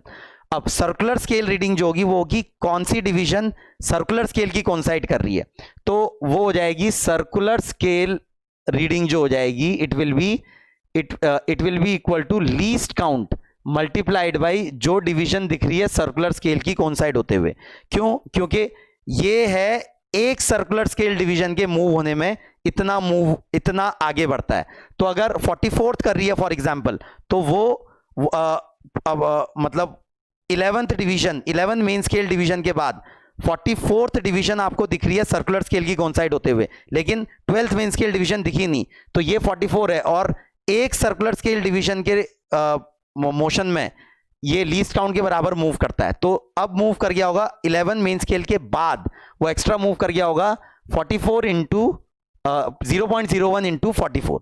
मतलब जैसे फॉर एग्जांपल यहां पर अगर मैं रिपोर्ट करना चाहूं, तो रिपोर्ट जो करेंगे हम वो क्या करेंगे, वो रिपोर्ट करेंगे जो टोटल रीडिंग होगी, एक तरीके से जो टोटल रीडिंग होगी मेजर्ड वैल्यू होगी, एक तरीके से जो मेजर्ड वैल्यू होगी it will B MSR plus CSR, this will be measured value. जैसे जो मैंने एग्जांपल अभी आपको बोला, तो उसमें हो जाएगा 11th डिवीजन दिख रही है और 12th नहीं दिख रही, तो 11 into 0.5 millimetre plus 0.01 least count है इंटू 44 दिख रही है सर्कुलर स्केल में, तो ये हो जाएगा एक तरीके से 5.50 प्लस 5.50 प्लस ये आ जाएगा 0.44, तो ये आ जाएगा 5.94 मिलीमीटर। तो एक तरीके से इस पर्टिकुलर मतलब जो एग्जांपल मैंने दिया उसका वैल्यू होगा 5.94 मिलीमीटर। ठीक है, जैसे ये वाला एग्जाम्पल देखें एक और अच्छे से समझने के लिए, तो ये फॉर्मूले नोट करेंगे स्क्रू गेज के, जो भी हमने लीस्ट काउंट का फॉर्मूला देखा और कैसे हमें रीडिंग पता करनी है। तो जैसे ये वाला डायग्राम देखेंगे अगर, तो इस वाले डायग्राम में थोड़ा अगर मैं और बड़ा कर दूं इसको, तो ये वाले डायग्राम में देखेंगे अगर, तो ऑब्जेक्ट इज इंसर्टेड, ये ऑब्जेक्ट इंसर्टेड है यहाँ, और ये स्क्रू गेज मतलब उसके ये जो ये वाला पार्ट था और स्पिंडल, इसके बीच में ये ऑब्जेक्ट हमने फंसाई है, और फिर इसको मूव करेंगे, इसको घुमाएंगे, और ये स्पिंडल जस्ट टच करेगा कि ऑब्जेक्ट बीच में फंस जाए उनके, एक तरीके से बहुत ज़्यादा टाइट भी नहीं करेंगे वरना वो डिफॉर्म हो जाएगा, तो जस्ट उसके बीच में फंसे। तो अब यहाँ जो रीडिंग आ रही है देखेंगे, तो इसने जूम करके यहाँ दिखा रखा है, यहाँ पर देखेंगे तो आपको मेन स्केल में 1 mm का गैप है। तो सबसे पहली बात तो लीस्ट काउंट निकालेंगे इस सिस्टम का, या मतलब ये स्क्रू गेज का, तो लीस्ट काउंट हो जाएगा MSD upon main scale division 1 mm की है, divided by number of divisions on circular scale. तो यहाँ अगर देखेंगे तो सर्कुलर स्केल पे 100 डिविजन्स हैं, उसने मतलब 50 से ऊपर जा रहा है, या तो 50 होंगी या 100 होंगी, 25 भी हो सकती हैं, 150 भी हो सकती हैं, 200 भी हो सकती हैं, लेकिन यूजुअली 50 या 100 होती हैं। तो यहाँ पर 50 से ज़्यादा दिख रहा है ऑब्वियसली, तो ये होगा 1 mm डिवाइडेड बाई 100, तो मतलब 0.01 mm हमारा लीस्ट काउंट है। ठीक हो गया। नाउ तो अब ये जो ऑब्जेक्ट की थिकनेस है ये हम मेजर करना चाहते हैं, तो अगर आप देखेंगे तो मेन स्केल पे 7 डिवीजन दिख रही हैं, 8वीं डिवीजन छुपी हुई है, तो मतलब MSR जो हो गई, मेन स्केल रीडिंग जो हो गई, इट इज 7 mm। अब दूसरा निकालेंगे CSR निकालने के लिए देखेंगे कौन सी डिवीजन कोइंसाइड कर रही है, तो ध्यान से देखिए बेटा, तो यहां पर 47th डिवीजन कोइंसाइड कर रही है, तो CSR हो जाएगी जो डिवीजन कोइंसाइड कर रही है मल्टीप्लाइड बाय लीस्ट काउंट, तो ये होगा 0.47 मिलीमीटर। तो जो हमारी टोटल वैल्यू हो जाएगी, एक तरीके से जो टोटल मेजर्ड वैल्यू हो जाएगी, it will B MSR plus CSR which will B 7.47 mm। तो ये हमारी मेजर्ड वैल्यू आ जाएगी, ठीक है, 7.47 mm। हाँ, अगला क्वेश्चन देखेंगे। तो अगले क्वेश्चन में ये हमें ये स्क्रू गेज की रीडिंग बतानी है, तो रीड द नॉर्मल, ये नॉर्मल स्क्रू गेज मतलब अभी इसमें जीरो एरर नहीं है, ये मतलब बिल्कुल बंद करने पे 0 से कोइंसाइड करता है, हम देखेंगे जीरो एरर थोड़ी देर में। Main scale has only millimetre mark, circular scale has 100 division. तो मेन स्केल देखेंगे तो दो रीडिंग्स के बीच की वैल्यू मतलब दो मेन स्केल डिवीजन के बीच का गैप जो है 1 mm का है, तो जो लीस्ट काउंट हो जाएगा it will B MSD upon total number of divisions on main scale, sorry least count will be MSD which is 1 mm upon total number of divisions on circular scale. Circular scale में 100 divisions हैं, ये actually pitch के बराबर भी होगा, MSD pitch के बराबर भी होगा, तो ये हो जाएगा 0.01 mm, वही आ गया लीस्ट काउंट। अब वो बोल रहा है in 1 complete rotation screw advances by 1 mm, वो दिया है क्वेश्चन में, वैसे उसने अगर नहीं दिया होता तो हम ये एज्यूम करते कि पिच भी 1 mm ही है, क्योंकि मेन डिविजन्स पे जो मेन स्केल पे जो डिवीजन दिखती हैं वही हमारी पिच के बराबर भी होती हैं, ये नॉर्मल एजम्पशन होता है। नाउ तो लीस्ट काउंट इतना आ गया, तो इसकी रीडिंग बतानी है हमको कि ये वैल्यू आ कितनी रही है। तो अगर देखेंगे तो ये 11th मेन स्केल डिवीजन नजर आ रही है, यहां पर देखें अगर 11th नजर आ रही है, 12th नजर नहीं आ रही, तो एक तरीके से MSR जो हो जाएगी इट विल बी 11 mm। अब दूसरी बात है CSR हो जाएगा least count which is 0.01 multiplied by जो डिवीजन कोइंसाइड कर रही है, जो डिवीजन कोइंसाइड कर रही है सर्कुलर स्केल की, और अगर वो ध्यान से देखेंगे आप तो इट इज 65th डिवीजन, तो 65th डिवीजन कोइंसाइड कर रही है, तो ये हो जाएगा 0.65 मिलीमीटर। तो यहां पर से जो एक तरीके से टोटल जो मेजर्ड वैल्यू आ जाएगी एक तरीके से वो आ जाएगी MSR plus CSR which will B 11.65 millimetre. हाँ, अगला देखेंगे, उसी तरीके का सवाल है, फिर से हमें ये रीड करना है, मतलब कि इसमें क्या वैल्यू आ रही है, मतलब क्या रीडिंग है हमारे स्क्रू गेज की, ठीक है। इस बार वो बोल रहा है in complete rotation the screw gauge advances by ½ millimetre, और main scale has ½ millimetre mark, दोनों सेम है, तो पिच भी ½ मिलीमीटर है। तो इस बार जो अगर and circular scale has 50 division, ये दिया है क्वेश्चन में उसने, तो जो लीस्ट काउंट हो जाएगा वो हो जाएगा 0.5 मिलीमीटर डिवाइडेड बाई 50, वो फिर से आ गया 0.01 mm, तो ये लीस्ट काउंट है। लेकिन अंतर समझेंगे पिछले सवाल से, यहाँ पर जो मेन स्केल की डिवीजन है वो 1 mm नहीं है, 0.5 mm है। नाउ MSR निकालेंगे अगर, तो MSR देखेंगे तो मेन स्केल रीडिंग, तो यहाँ कौन सी डिवीजन पर जा रहा है, 5 सेंटीमीटर हो गया है, 5 मिलीमीटर हो गया है, 6 मिलीमीटर, 5.56, 6.5 विजिबल है अगर आप देखें ध्यान से, तो MSR हो जाएगा 6.5 मिलीमीटर, 6.5 मिलीमीटर ये MSR हो जाएगा। दूसरा CSR निकालना है तो आपको लीस्ट काउंट को मल्टीप्लाई करना पड़ेगा, लीस्ट काउंट को मल्टीप्लाई करना पड़ेगा जो डिवीजन कोइंसाइड कर रही है, और कोइंसाइड कर रही है यहाँ पर 43rd डिवीजन। अगर आप ध्यान से देखें तो 43rd डिवीजन कोइंसाइड कर रही है, तो ये हो जाएगा 0.43 मिलीमीटर। तो जो एक तरीके से मेजर्ड वैल्यू आ जाएगी वो आ जाएगी MSR plus CSR, it will 6.5 plus 0.43, तो ये हो जाएगा 6.93 मिलीमीटर। तो 6.93 मिलीमीटर जो भी ये ऑब्जेक्ट होगी उसकी डायमेंशन होगी। हाँ चलिए आगे बढ़ेंगे। तो अगला जो कंसेप्ट हमें यहाँ स्क्रू गेज में बात करनी है वो है जीरो एरर। तो जीरो एरर एक इंपॉर्टेंट कंसेप्ट है, इस डायग्राम के थ्रू हम समझने की कोशिश करेंगे जीरो एरर को।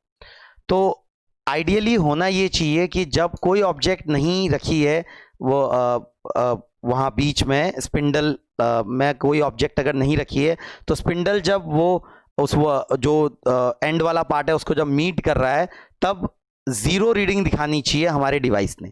लेकिन कभी कभी ऐसा नहीं होता है क्योंकि वियर एंड टियर आ जाता है, कुछ खराब हो जाता है, थोड़ा स्क्रू वगैरह में कुछ दिक्कत है, या वहाँ पर जहाँ पर कांटेक्ट बन रहा है वहाँ पर थोड़ा रगड़ खा के थोड़ा मास्क वहाँ गायब हो गया है, तो उसकी वजह से भी जीरो एरर आ सकते हैं कि उसको जब जीरो दिखाना चाहिए तब वो जीरो नहीं दिखा रहा है, ऐसा पॉसिबल है। अब जैसे ये रीडिंग अगर देखेंगे आप तो ये बिल्कुल बंद है, यहाँ पर बिल्कुल बंद है, लेकिन तब भी जीरो विजिबल है।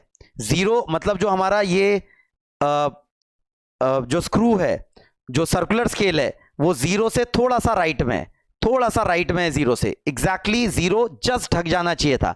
मतलब सर्कुलर स्केल का भी जीरो यहां पर आ जाना चाहिए था, सर्कुलर स्केल का जीरो भी यहां पर आ जाना चाहिए था, लेकिन अभी सर्कुलर स्केल का जीरो नहीं आया हुआ है। सर्कुलर स्केल का अगर आप देखेंगे तो 7th डिवीजन आई हुई है सर्कुलर स्केल की। ये हमारा नॉर्मल स्क्रू गेज है जिसका least count for example 0.01 mm है, तो 0.01 mm लीस्ट काउंट है हमारे इस डिवाइस का। तो यहां पर अगर ये 7th डिवीजन कोइंसाइड कर रही है सर्कुलर स्केल की और जीरो विजिबल है, तो मतलब अभी जो वैल्यू दिख रही है वो दिख रही है 0.01 into 7, तो दिस इज जीरो एरर। तो जीरो एरर आया है 0.01 इंटू जो भी डिवीजन कोइंसाइड कर रही है, जैसे इस केस में 7 है तो 0.07 mm का जीरो एरर है। जीरो एरर का मतलब ये होता है कि जो भी वैल्यू अब आप इससे मेजर करेंगे इस इंस्ट्रूमेंट से, उसमें आपको 0.07 घटाना पड़ेगा। आप इसको ऐसे इमेजिन कर सकते हैं कि जब ये 0.07 दिखा रहा है तब जो एक्चुअल मेजर्ड वैल्यू है वो जीरो है, तब वो जीरो है, तो 0.07 दिखाने पे जीरो है। तो 0.08 दिखाएगा तो वो 0.01 एक्चुअली मूव किया होगा, 0.09 दिखाएगा तो वो 0.02 मूव किया होगा। मतलब जो भी आपकी यहां से रीडिंग आएगी उसमें से जीरो एरर को आपको घटाना पड़ेगा। नाउ जीरो एरर दो टाइप के होते हैं, positive zero error and negative zero error. अभी जो ये हमने बात की this is positive zero error. यहां पर जब जीरो दिखाना चाहिए तब वो जीरो से ज्यादा वैल्यू शो कर रहा है जो हमारा स्क्रू गेज है। तो जो मेजर्ड वैल्यू का टोटल फॉर्मूला होता है वो होता है MSR main scale reading plus circular scale reading minus zero error. तो this is the total formula. अभी इससे पहले हम केवल MSR प्लस CSR लिख रहे थे, लेकिन माइनस जीरो एरर आपको करना पड़ेगा, जीरो एरर सब्ट्रैक्ट करना पड़ेगा। नाउ जैसे पॉजिटिव जीरो एरर है बिल्कुल वैसे ही नेगेटिव जीरो एरर भी हो सकता है। उसमें क्या होगा, ये जीरो ढक जाएगा, मतलब ये ज्यादा दब गया, जब ये इससे मीट कर रहा है तो ये और ज्यादा लेफ्ट में चले जा रहा है, जो मेन स्केल का जीरो है उससे भी और लेफ्ट में चले जा रहा है, तो मतलब जीरो ढक जाएगा। तब हो सकता है यहाँ 94th या 95th डिवीजन कोइंसाइड करे, तो मतलब 94th डिवीजन कोइंसाइड कर रही है तो इसका मतलब 6 यूनिट्स अगर 94 डिवीजन कोइंसाइड कर रही है तो इसका मतलब है सर्कुलर स्केल की 94 डिवीजन कोइंसाइड कर रही है तो 0 डिवीजन करनी चाहिए थी, लेकिन 6 डिवीजन्स पीछे चला गया है, एक तरीके से 6 डिवीजन पीछे चला गया है। तो 94th अगर कोइंसाइड कर रही है तो इसका यह मतलब होगा कि 6 डिवीजन्स कम दिखा रहा है। तो एक तरीके से उस केस में जो जीरो एरर हो जाएगा वो हो जाएगा माइनस 0.01 इंटू 6, वो नेगेटिव जीरो एरर होगा। मतलब जब उसको जीरो दिखाना चाहिए तब वो नेगेटिव में वैल्यू दिखा रहा है एक तरीके से, ठीक है, फॉर्मूला यही रहेगा, बस जीरो एरर की जगह नेगेटिव वैल्यू आ जाएगी तो वो नेगेटिव नेगेटिव साइन पॉजिटिव बन जाएगा। आपको एक तरीके से अगर 0.06 का नेगेटिव जीरो एरर है तो आपको 0.06 वैल्यू ऐड करनी पड़ेगी मेजर्ड वैल्यू के अंदर। मतलब जब मेजर्ड वैल्यू जीरो दिखाएगा तब एक्चुअली जीरो नहीं होके वो 0.06 आगे मूव कर चुका है, मतलब वो मोटाई 0.06 होगी। जब वो फॉर एग्जाम्पल 0.08 दिखाएगा तो एक्चुअली वो 0.06 प्लस 0.08 मूव कर गया होगा, तो मतलब 0.08 में 0.06 ऐड करना पड़ेगा। लेकिन कब प्लस करना है कब माइनस करना है ये हम याद नहीं रखेंगे, हम सिंपली ये याद रखेंगे कि यहां पर जीरो एरर में नेगेटिव साइन होता है, MSR plus CSR minus zero error. अगर पॉजिटिव जीरो एरर है तो पॉजिटिव वैल्यू डालिए, नेगेटिव जीरो एरर है तो नेगेटिव वैल्यू डालिए। ठीक है, जैसे ये क्वेश्चन है हमारा, देखेंगे तो हमको यहां इस बार जो हमारा स्क्रू गेज है वो आइडियल नहीं है, मतलब उसमें कुछ जीरो एरर है। उसने पहले ये दिखा रखा है जब बिल्कुल आपने मैच करा रखे हैं स्पिंडल और उसको लेफ्ट वाले पार्ट को, तो जब मैच करा रखा है तब जीरो आनी चाहिए थी रीडिंग, लेकिन जीरो नहीं आ रही है। देखेंगे कैसा जीरो एरर है, सबसे पहले देखेंगे। तो अगर हमारा जो सर्कुलर स्केल है वो जीरो के राइट हैंड साइड में है, मतलब जीरो विजिबल है, तो it is positive zero error. और अगर जीरो विजिबल नहीं है तो वो नेगेटिव जीरो एरर होगा। फिलहाल अगर आप ध्यान से देखेंगे तो ये जीरो विजिबल है, जीरो विजिबल है, और यहां पर जो डिवीजन कोइंसाइड कर रही है वो कर रही है फोर्थ डिवीजन कोइंसाइड। अगर ध्यान से देखेंगे तो फोर्थ डिवीजन कोइंसाइड कर रही है। तो लीस्ट काउंट हमारा 0.01 है, ये दिया हुआ है क्वेश्चन में कि लीस्ट काउंट जो है वो 0.01 mm है। हमेशा नहीं होगा, ये दिया होना चाहिए क्वेश्चन में, तो ये दिया है फिलहाल इस सवाल में। तो वैसे अंडरस्टूड भी है कि यहाँ अगर ये डायग्राम देखेंगे ये वाला, तो 1 mm का मेन स्केल रीडिंग है और 100 डिविजन्स हैं मेन स्केल में, तो ऑब्वियसली ये क्या होगा 0.01 mm लीस्ट काउंट होगा। नाउ जब जीरो दिखाना चाहिए तब वो जीरो नहीं दिखा रहा है, तब फोर्थ डिवीजन कोइंसाइड कर रही है, तो जीरो एरर हो जाएगा 0.01 इंटू 4, मतलब 0.04 mm का। अब जब ये इस फॉल्टी स्क्रू गेज से जब आप मेजर कर रहे हैं इस ऑब्जेक्ट की थिकनेस, तो क्या वैल्यू हमें रिपोर्ट करनी चाहिए। तो हम मेजर्ड वैल्यू जो रिपोर्ट करेंगे उसमें जीरो एरर को भी इन्वॉल्व करना पड़ेगा। तो जो मेजर्ड वैल्यू होगी वो होगी MSR अगर आप ध्यान से देखेंगे 7 डिवीजन दिख रही है, 8 नहीं दिख रही, तो 7 mm प्लस CSR हो जाएगा, सर्कुलर स्केल जो दिख रही है वो दिख रही है 67th रीडिंग, तो 67 into 0.01 and minus zero error मतलब 0.04, तो ये हो जाएगा 7.67 माइनस 0.04, ये सब्ट्रैक्ट करना पड़ेगा, तो ये आ जाएगा 7.63 mm। ये हमारी फाइनल वैल्यू हम इस मेजरमेंट की रिपोर्ट करेंगे जो जीरो एरर को इन्वॉल्व करते हुए। सॉरी, यहां पर अगर ध्यान से देखेंगे तो ये थर्ड डिवीजन कोइंसाइड कर रही है, सॉरी जीरो एरर ध्यान से देखेंगे, मैंने पूरा ध्यान से देखा नहीं था, थर्ड डिवीजन कोइंसाइड कर रही है, थर्ड, तो जीरो एरर 0.03 है, तो ये माइनस 0.03 होगा, ये माइनस 0.03 होगा, तो it will B 7.64 mm। Now ये अगला सवाल देखेंगे, इस बार जो है वो जीरो एरर, ध्यान से देखेंगे इस डायग्राम को, जीरो एरर इस बार पॉजिटिव नहीं है, क्योंकि अगर आप देखेंगे तो जीरो जो मेन स्केल का जीरो है वो विजिबल ही नहीं है, मतलब और ज्यादा लेफ्ट को खिसक गया है हमारी सर्कुलर स्केल। तो कितना लेफ्ट को खिसकी है उसके लिए देखेंगे कौन सा डिवीजन कोइंसाइड कर रहा है। तो इस बार डिवीजन जो कोइंसाइड कर रहा है वो है थोड़ा ध्यान से देखना पड़ेगा, 97th डिवीजन, 97th डिवीजन या 90 ये 100 है, 90, 91, 92, 93, हाँ sorry 93rd division, 93rd division जो है वो कोइंसाइड कर रही है। ध्यान से देखेंगे 90 के बाद 91, 92, 93, तो 93rd डिवीजन कोइंसाइड कर रही है। इसका ये मतलब नहीं है 93 गया है, वो 7 ही गया होगा, क्योंकि जीरो के बाद फिर अगर ऐसे घुमाएंगे आप तो जीरो के बाद उल्टा घुमाएंगे, मतलब ऐसे सीधा बोल रहा हूं, ऐसे उल्टा, तो उल्टा घुमाएंगे तो जीरो के बाद वो 99 जाएगा, फिर 98, 97, 96, 95, तो अगर वो 93 तक गया है तो वो गया है 7 यूनिट्स पीछे। तो लीस्ट काउंट हो जाएगा -0.07, नेगेटिव जीरो एरर है इस बार, सॉरी लीस्ट काउंट तो 0.01 ही है, जीरो एरर जो हो जाएगा वो नेगेटिव हो जाएगा और वो हो जाएगा -0.07 mm।